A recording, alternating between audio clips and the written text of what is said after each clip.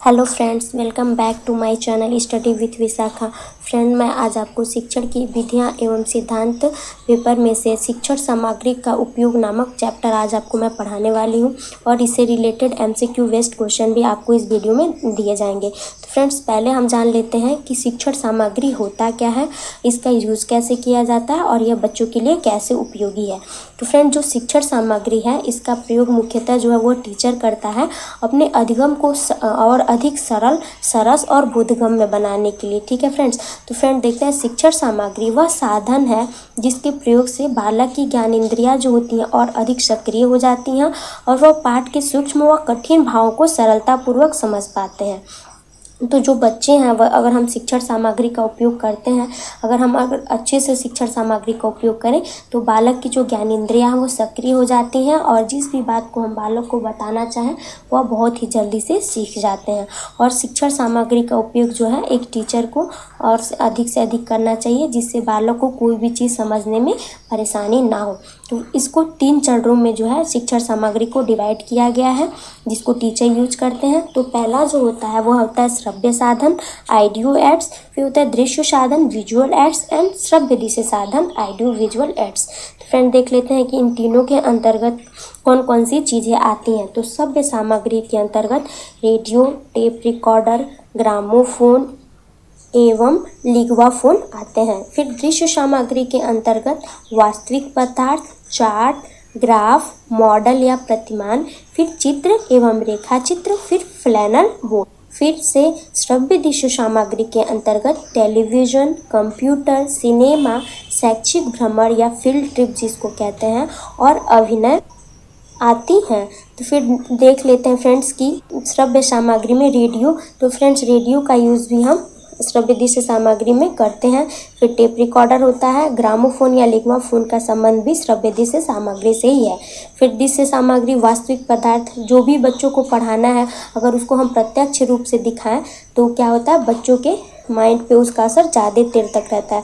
जैसे अगर बच्चों को अगर कैट, सी फॉर कैट पढ़ाना है तो अगर हम बिल्ली को ला दें वहाँ पे या उसका चित्र ही बना दें तो वह बच्चों को क्या हो जाएगा, एक प्रत्यक्ष रूप से दिखाई दे देगा। तो वही वास्तविक पदार्थ होता है। फिर चार्ट होता है, ग्राफ होता है। चार्ट के माध्यम से ही हम किसी चीज़ को ड्रॉ करके बच्चों को बता देते हैं, कोई भी चीज़ ग्राफ के माध्यम से भी समझा देते हैं। और मॉडल या प्रतिमान भी दृश्य सामग्री के अंतर्गत आते हैं। फिर चित्र एवं रेखा चित्र भी आता है। फिर फ्लैनल बोर्ड भी एक लकड़ी का बना वुड का बना होता है जिस पे कोई भी सामग्री आप चिपका करके बच्चों को बता सकते हैं। तो अगर पूछ दे फ्लैनल बोर्ड किस में आता है तो वह दृश्य सामग्री के अंतर्गत आता है जिसमें बच्चों को कोई भी नोटिस चिपका करके या उसको आप बच्चों को बता सकते हैं। फिर आता है श्रव्य दृश्य सामग्री। तो इसमें टेलीविज़न हो गया, टेलीविज़न के माध्यम से आप बता सकते हैं। कंप्यूटर हो गया, सिनेमा हो गया, शैक्षिक भ्रमण मतलब आप किसी भी चीज़ को अगर बच्चों को दिखाना है, बताना है, कोई फूल हो गया, फ्लावर हो गया या प्लांट्स हो गए, तो आप वहाँ पर ले जाइए और बच्चों को बताइए। तो शैक्षिक भ्रमण में ये सारी चीज़ें आती हैं। फिर अभिनय हो गया, ड्रामा के माध्यम से कोई आप बच्चों को डॉक्यूमेंट्री फिल्म दिखा दीजिए। जैसे अगर आपको जल प्रदूषण के बारे में ही दिखाना है तो आप डॉक्यूमेंट्री बच्चों को दिखा दीजिए जिससे बच्चों के मस्तिष्क पे उसका काफ़ी दिनों तक असर होता है। तो फ्रेंड्स, अब हम इसके एमसीक्यू क्वेश्चन देखते हैं। एमसीक्यू क्वेश्चन देखते हैं कि कैसे इसके अंतर्गत आते हैं। तो पहला क्वेश्चन है कि श्रव्य साधनों से ज्ञान मुख्यतः प्राप्त होता है। तो जो श्रव्य साधन है उनसे ज्ञान प्राप्त होता है तो पहले आँखों से, त्वचा से, स्पर्श से या कान से। तो फ्रेंड्स, पता ही है कि श्रव्य साधन जो है उसका उपयोग हम कान के माध्यम से ही हम किसी वस्तु को सुनते हैं। तो श्रव्य साधन के अंतर्गत कान से सुनने वाली जितनी भी चीज़ें हैं वो आ जाती हैं। फिर नेक्स्ट क्वेश्चन है कि श्रव्य साधनों में निम्न में से आते हैं। तो जो श्रव्य साधन है कौन कौन से आते हैं, चार्ट हो गया, ग्राफ हो गया, रेडियो हो गया, उपयुक्त सभी हो गया। तो आपने अभी नेक्स्ट में पीछे पढ़ा था कि जो श्रव्य साधन है वो हमेशा सुनने के काम में आते हैं। तो जो चार्ट है वो क्या आप उसे सुन सकते हैं? नहीं, ग्राफ से भी नहीं सुन सकते, ये सब दृश्य सामग्री के अंतर्गत आते हैं। लेकिन जो रेडियो है वह श्रव्य साधन के अंतर्गत आता है, तो रेडियो जो है वो सही हो जाएगा। फिर नेक्स्ट क्वेश्चन है कि रेडियो की शुरुआत कब हुई थी? तो 1895 ईस्वी में जो है वह रेडियो की शुरुआत हुई थी। फिर एक नेक्स्ट कोटेशन है कि जन संप्रेषण के लिए रेडियो द्वारा संप्रेषण एक लाजवाब उपकरण है जो प्रत्येक गांव तक पहुंच चुका है। इसके द्वारा नवीन ध्वनि, शैक्षिक नाटक, कविताएं, महापुरुषों की जीवनियाँ और अनेक प्रेरक प्रसंग, नए आविष्कार तथा खोजें, सामान्य ज्ञान, कठिन प्रकरण तथा पाठ्य योजनाएं आदि प्रसारित की जाती हैं। तो फ्रेंड्स, इसमें कोटेशन में बताया गया कि मतलब रेडियो के द्वारा आप कौन कौन सी चीज़ें कर सकते हैं। तो यह कथन किसका है? तो पहला है R G. Reynold, Edgar Dale Kumar 1996 और कार्टर वी गुड। तो कुमार 1996 का ये कथन है कि जन संप्रेषण के लिए ये सारी चीज़ें होती हैं जिसके माध्यम से, रेडियो के माध्यम से हम सुनते हैं। फिर फ्रेंड्स, दृश्य सामग्री का संबंध किससे होता है? तो आपको पता है कि दृश्य सामग्री के अंतर्गत वो चीज़ें आती हैं जो हम अपने आँखों से देख सकते हैं। श्रव्य सामग्री के अंतर्गत वो चीज़ें आती हैं जो हम अपने कानों से सुन सकते हैं। और श्रव्य दृश्य सामग्री के अंतर्गत वो चीज़ें आती हैं जो हम अपने आँखों से देख सकते हैं और कानों से सुन सकते हैं। तो श्रव्य दृश्य सामग्री में आँख और कान दोनों आ जाते हैं। फिर फ्रेंड, नेक्स्ट क्वेश्चन है कि audio visual aids are those which help in completing the triangular process of learning, that is motivation, classification and stimulation। तो ये कार्टर वी गुड का कथन है कि श्रव्य दृश्य साधन वह है जो अधिगम की त्रिभुजी प्रक्रिया को पूरा करने में सहायता करते हैं। तो अधिगम की त्रिभुजी प्रक्रिया में जैसे शिक्षण, शिक्षार्थी और अधिगम, ये सारी हैं पाठ्यक्रम, ये सब में क्या करता है? श्रव्य दृश्य साधन जो हमारी हेल्प करते हैं। तो ये क्या है? Audio visual aids are those which help in completing the triangular process of learning, motivation, classification and stimulation. तो ये कथन कार्टर वी गुड का है। फिर नेक्स्ट स्टेटमेंट आता है कि audio device which can be use to make the learning experience more concrete and more realistic and more dynamic. तो ये कथन किसका है? तो यह है किंडर एम जेम्स का, जिन्होंने कहा था कि श्रव्य दृश्य सामग्री वह उपकरण है जिसका प्रयोग करके अधिगम अनुभवों को अधिक मूर्त, वास्तविक, अधिक गत्यात्मक बनाया जा सकता है। फ्रेंड्स, आपको पता ही है कि अगर हम श्रव्य दृश्य सामग्री का प्रयोग करते हैं तो वो एक प्रत्यक्ष रूप से बच्चों के सामने आ जाता है। जैसे अगर किसी भी चीज़ के बारे में बताना, अगर कैट के बारे में बताना, डॉग के बारे में बच्चों को बताना है, तो अगर उसका पिक्चर हम बच्चों को दिखा देते हैं तो उनके मूर्त हो जाता है, उनके लिए वो उस चीज़ का वास्तविक रूप ले लेता है उनके दिमाग में।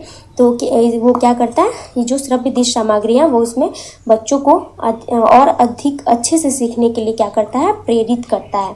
तो इसमें कहा था किंडर एवं जेम्स ने कि audio visual are the devices which can be use to make the learning experience more concrete and more realistic and more dynamic. तो ये आपको याद रखना है, किंडर एवं जेम्स का स्टेटमेंट है। ये तीनों जो स्टेटमेंट मैंने आपको बताया, एक रेडियो वाला और ये दोनों बहुत ज़्यादा इंपॉर्टेंट है। फिर नेक्स्ट क्वेश्चन आता है कि function of audio visual ads, यानी कि जो श्रव्य दृश्य शिक्षण सामग्री है उसका उपयोग कैसे करते हैं। फ्रेंड्स, जो श्रव्य सामग्री है और दृश्य सामग्री है, उन दोनों से को मिलाकर ही श्रव्य दृश्य सामग्री का यूज किया जाता है या बनाया जाता है। तो सबसे इम्पोर्टेंट जो होता है वह श्रव्य दृश्य सामग्री ही होता है, जिसके अंतर्गत आप देख भी सकते हैं और सुन भी सकते हैं। तो इसकी विशेषताएं क्या क्या हैं? तो पहला है स्पष्टीकरण। तो फ्रेंड्स, श्रव्य दृश्य सामग्री के माध्यम से हम क्या करते हैं कि किसी भी कठिन से कठिन चीज़ों को हम बच्चों को आसानी से समझा सकते हैं। तो स्पष्टीकरण में श्रव्य दृश्य सामग्री का प्रयोग बच्चों को कोई भी चीज़ हम आसानी से समझाने के लिए करते हैं। फिर आता है प्रेरणा। तो फ्रेंड्स, श्रव्य दृश्य सामग्री के माध्यम से बालकों का ध्यान आकर्षित किया जाता है। यह सामग्री उस ज्ञान को स्थूल रूप से प्रदर्शित कर जिससे बालक को सीखने के लिए प्रेरणा मिलती है। तो फ्रेंड्स, ऑडियो विजुअल के माध्यम से अगर मान लीजिए कोई भी मोटिवेशनल स्टोरी या फिर कोई भी डॉक्यूमेंट्री अगर हम बच्चों को दिखाते हैं जिससे बच्चों को प्रेरणा मिलती है, तो वो क्या होता है? श्रव्य दृश्य सामग्री के अंदर प्रेरणा का काम करता है। फिर रटने की कमी, जो श्रव्य दृश्य सामग्री है उसका उपयोग रटने की जो प्रणाली है उससे बच्चों को मुक्ति मिल जाती है। फिर है क्रिया का सिद्धांत। फ्रेंड्स, क्रिया का सिद्धांत में जो बच्चे अगर किसी कार्य को अगर रुचि नहीं लेते हैं तो जो अगर ऑडियो विजुअल का अगर हम यूज़ करते हैं तो उसमें क्या करते हैं? बच्चे रुचि लेने लगते हैं और प्रश्न भी पूछने लगते हैं। तो यह क्रिया का सिद्धांत है और बच्चे रुचि लेकर के पढ़ाई करते हैं। फिर शिक्षण में कुशलता। फ्रेंड्स, बताइए आपको बहुत सारे ऐसे बोरिंग सब्जेक्ट होते हैं जो कि बच्चों को पढ़ने में मन नहीं लगता। तो ऑडियो विजुअल के माध्यम से हम क्या करते हैं? कोई सब्जेक्ट को जो है वो रुचिकर बनाते हैं। फिर होती है शब्दावली में वृद्धि। अगर ऑडियो विजुअल का यूज़ करते हैं तो बच्चे नई नई शब्दावलियों, नए नए वर्डों को सुनते हैं और उनके शब्द भंडार में जो है वृद्धि होती है। फ्रेंड्स, सार्थक अनुभव, कोई भी चीज़ अगर बच्चे देखते हैं, अगर वो खुद एक्सपीरियंस करते हैं तो उससे ज़्यादा और अनुभव लेते हैं और वो किसी चीज़ को और अच्छे से सीख लेते हैं। अगर जैसे आपने अमीबा के बारे में बच्चों को बताया तो बच्चों ने एक बार अमीबा का फोटो देख लिया तो उनको अनुभव हो गया कि हाँ अमीबा कैसा है, कैसे चलता है, तो उसका जो वो एक ग्राफ था वो बच्चों के दिमाग में सेट हो चुका है। तो ऑडियो विजुअल के माध्यम से आप बहुत ही आसानी से बच्चों को शिक्षा दे सकते हैं। तो फ्रेंड्स, इसमें इतने ऑडियो और विजुअल एड्स में इस चैप्टर में बस इतना ही था कि आप इन तीनों का उपयोग करके अपने जो शिक्षण विधि है उसको और सरल और सुगम बनाएं और बच्चों को और अच्छे तरीके से पढ़ाएं, जिससे बच्चे रुचि लेकर के किसी भी पाठ को पढ़ने में सक्षम हो जाए और उनको किसी भी चीज़ की दिक्कत ना हो। तो इससे MCQ बेस्ड क्वेश्चन आपने देख लिए। फ्रेंड्स, मिलते हैं नेक्स्ट वीडियो में। अगर आपको वीडियो पसंद आई हो तो लाइक कीजिए, सब्सक्राइब कीजिए और अपने B.Ed सेकेंड ईयर वाले फ्रेंडों के साथ शेयर कीजिए। और थैंक्स और वीडियो सबके साथ शेयर कीजिएगा। बाय।